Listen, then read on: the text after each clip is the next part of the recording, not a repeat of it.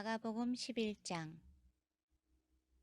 일행이 예루살렘 가까이 와서 올리브산 벳바게와 베다니에 이르렀을 때 예수께서 두 제자를 보내시며 지시하셨다. 맞은편 마을로 가거라. 들어가서 보면 아직 아무도 타보지 않은 나귀 새끼가 줄에 매여 있을 것이다. 줄을 풀어서 끌고 오너라. 왜 그러시오? 하고 누가 묻거든 주님께서 필요로 하십니다. 곧 돌려보내겠습니다. 하고 말하여라. 그들은 가서 길모퉁이 문간에 매어 있는 나귀를 보고는 묶어놓은 줄을 풀었다. 거기 서 있던 사람들 중 몇 사람이 말했다. 그 나귀 새끼의 줄은 왜 푸는 것이오? 제자들이 예수께서 지시한 대로 대답하자 그들은 간섭하지 않았다. 제자들이 나귀 새끼를 예수께 끌고 와서 그 위에 겉옷을 펴자 예수께서 올라타셨다. 사람들이 예수를 열렬히 환영했다.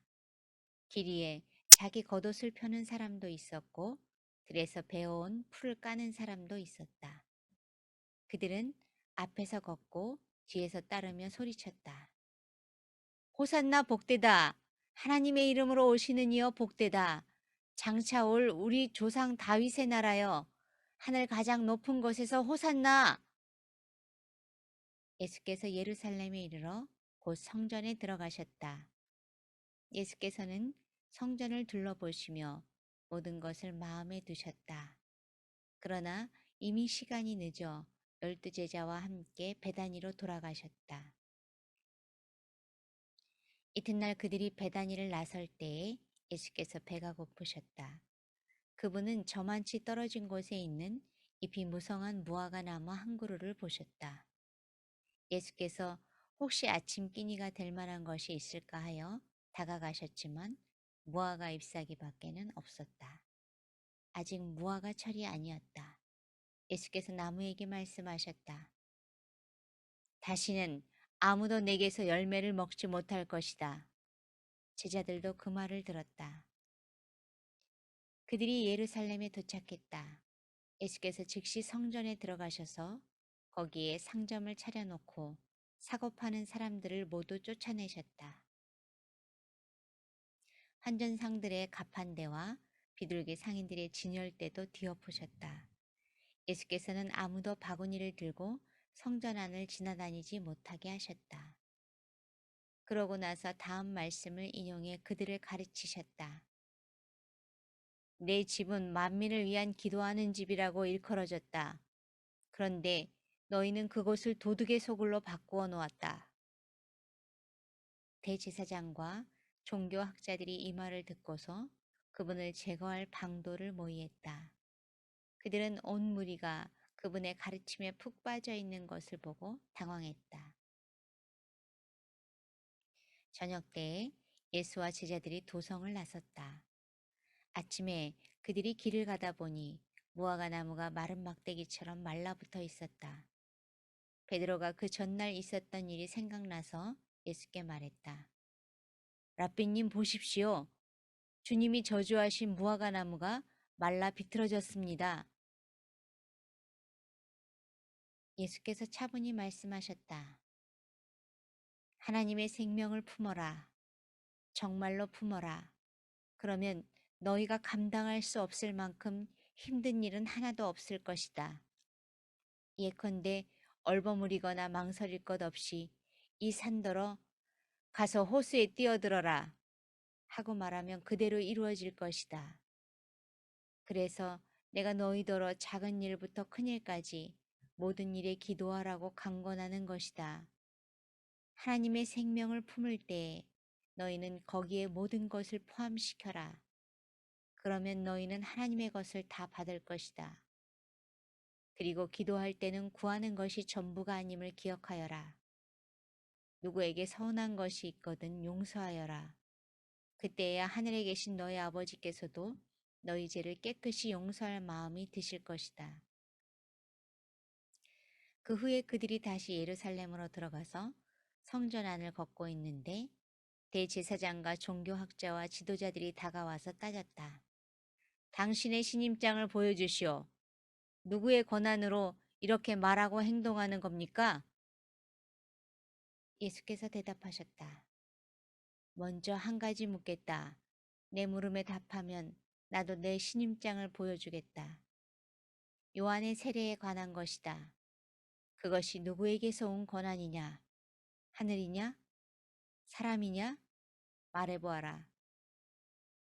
그들은 자기들이 궁지에 몰린 것을 알아차리고는 뒤로 물러나와 모여서 수군거렸다. 하늘이라고 하면 왜 요한을 믿지 않았느냐고 물을 것이고, 사람이라고 하면 온 백성이 요한을 예언자로 떠봤더니 우리가 백성 앞에서 몹시 난처해진다. 그들은 이번은 예수께 양보하기로 했다. 우리는 모르오.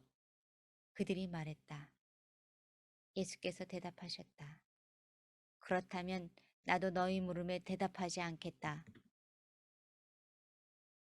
마가복음 12장. 예수께서 그들에게 여러 이야기를 들려주기 시작하셨다.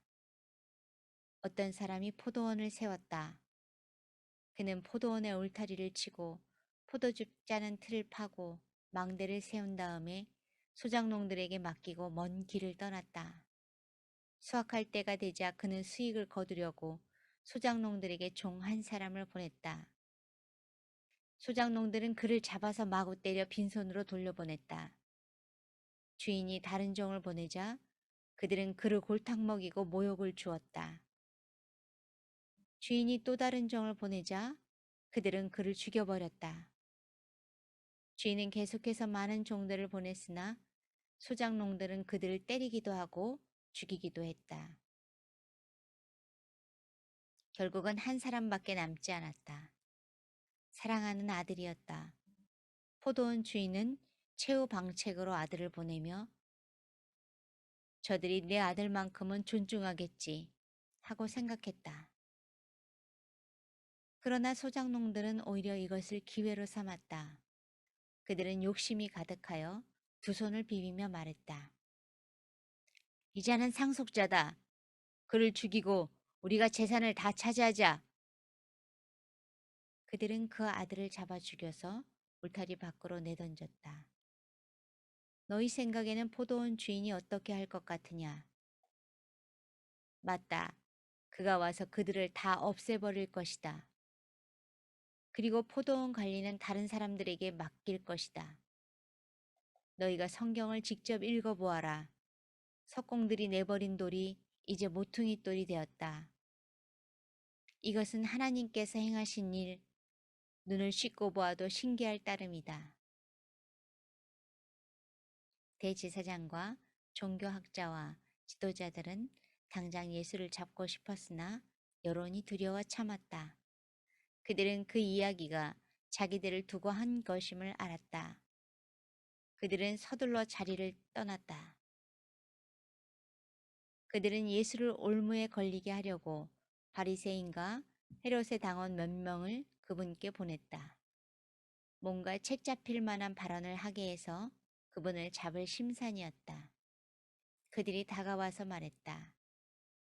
선생님, 우리가 알기로 당신은 진실하고 여론에 개의치 않으며 배우는 사람들의 비위를 맞추지 않고 하나님의 도를 정확히 가르칩니다. 그러니 우리한테 말해 주십시오. 황제에게 세금을 내는 것이 법에 맞습니까? 맞지 않습니까? 예수께서 그 질문이 계략임을 아시고 말씀하셨다. 왜 나를 속이려고 듣느냐? 동전을 가져다가 내게 보여라. 그들이 예수께 동전을 건넸다. 여기 새겨진 얼굴이 누구 얼굴이냐? 그리고 이 위에 있는 것이 누구 이름이냐? 그들이 말했다. 황제입니다. 예수께서 말씀하셨다. 황제의 것은 황제에게 주고 하나님의 것은 하나님께 드려라. 그들은 말문이 막혀 입이 떡 벌어졌다.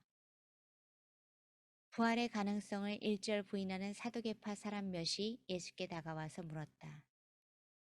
선생님, 모세는 기록하기를 남자가 자식 없이 아내를 두고 죽으면 그 동생이 형수와 결혼해서 자식을 낳아줄 의무가 있다고 했습니다.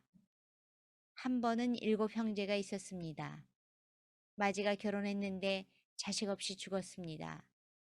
둘째가 형수와 결혼했으나 역시 자식 없이 죽었습니다. 셋째도 그러했습니다. 7형제가 다 차례대로 그렇게 했으나 자식이 없었습니다. 마지막에는 여자도 죽었습니다. 7형제가 모두 그 여자의 남편이었습니다. 그들이 부활 때 다시 살아나면 그 여자가 누구의 아내가 됩니까? 예수께서 말씀하셨다. 너희는 크게 잘못 생각하고 있다. 첫째로, 너희는 성경을 모른다. 둘째로, 너희는 하나님께서 일하시는 방식을 모른다. 죽은 사람이 살아난 뒤에는 결혼할 일이 없다. 그때 사람들은 천사들처럼 되어서 하나님과 최고의 기쁨과 친밀감을 나눌 것이다. 그리고 죽은 사람이 다시 살아나는지에 대해서인데 너희는 성경을 읽지도 않느냐? 하나님께서는 떨기나무에서 모세에게 나는 아브라함의 하나님, 이삭의 하나님, 야곱의 하나님이다 라고 말씀하셨다. 이었다라고 말씀하지 않으셨다. 살아계신 하나님은 죽은 자의 하나님이 아니라 산 자의 하나님이다. 너희가 몰라도 한참 모르고 있다. 종교학자 한 사람이 다가왔다. 그는 질문과 대답이 열띠게 오가는 것을 듣고 또 예수께서 예리하게 답하시는 것을 보고 이렇게 질문했다. 모든 계명 가운데 가장 중요한 계명이 무엇입니까? 예수께서 말씀하셨다. 가장 중요한 계명은 이것이다. 이스라엘아, 들어라. 주 너의 하나님은 한 분이시니 내 열정과 간구와 지성과 힘을 다해 사랑하라. 둘째는 이것이다. 내 자신을 사랑하는 것 같이 다른 사람을 사랑하라. 이것에 견줄 만한 다른 계명은 없다. 종교학자가 말했다. 선생님, 훌륭한 답입니다. 하나님은 한 분이시고 다른 이가 없다는 말씀은 아주 명쾌하고 정확합니다. 그리고 열정과 지성과 힘을 다해 그분을 사랑하는 것과 자기 자신을 사랑하는 것 같이 다른 사람을 사랑하는 것은 모든 재물과 희생을 다 합한 것보다도 낫습니다. 예수께서 그의 남다른 통찰력을 보고 말씀하셨다. 내가 하나님 나라 문턱에까지 와 있다. 그 후로는 아무도 그분께 묻는 사람이 없었다. 예수께서 성전에서 가르치시던 중에 물으셨다. 어째서 종교학자들은 메시아가 다윗의 자손이라고 하느냐? 우리가 다 아는 것처럼 다윗은 성령의 감동을 받아 이렇게 말했다. 하나님께서 내 주님께 말씀하셨다. 내가 내 원수들을 내 발 아래에 둘 때까지 너는 여기 내 오른편에 앉아 있어라. 다윗이 여기서 메시아를 내 주님이라고 부르는데 메시아가 어떻게 다윗의 자손이 될 수 있느냐? 큰 무리가 즐거이 그 말씀을 들었다. 예수께서 계속 가르치셨다. 종교학자들을 조심하여라.